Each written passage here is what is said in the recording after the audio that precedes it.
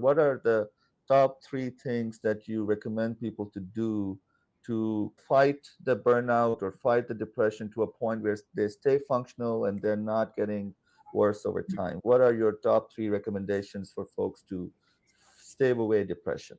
Yeah, I absolutely think that first, just the first part that you said, it's hard to say, change situations. And absolutely, a lot of people like have this like destination happiness that this will happen, but that's not what's going to change it. It has to come internally because you've Mhm. now let your mind and your body be in this depressive state for so long that you can go anywhere. Your Mhm. internal self is going to go with you. So the easiest first step would be to take small breaks, right? For instance, if you're at work and it's overwhelming, it takes 1 or 2 minutes. You can set a 1 or 2 minute timer on it, put your headphones, and just do a breathing exercise. Do a simple body scan for just a minute, right? 1 minute is not that long. We think that, Yeah. oh my God, 1 minute is a big, it's not. It's very short. So you want to take that minute to just take a breath so that you're connected with your body and you can just be in the present moment.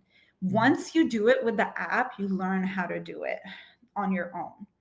For Mhm. instance, when you're running around from one place to the other, now you're late for your grand rounds. So you Yeah. get there and you're completely, you can't even focus. Doing a quick breathing exercise, you don't even now need your headphones because you've trained your body, and just doing a body check and just taking a nice few deep breaths, you'll come back to where you are and be able to pay attention. So that's just a very simple technique of just calming yourself down and taking a break from all the stress that's going on. And then the second thing that we're not great at and nobody's ever taught us to do is setting boundaries. Yeah. So we're talking about situational depression. Nobody taught us this, but we need to set boundaries.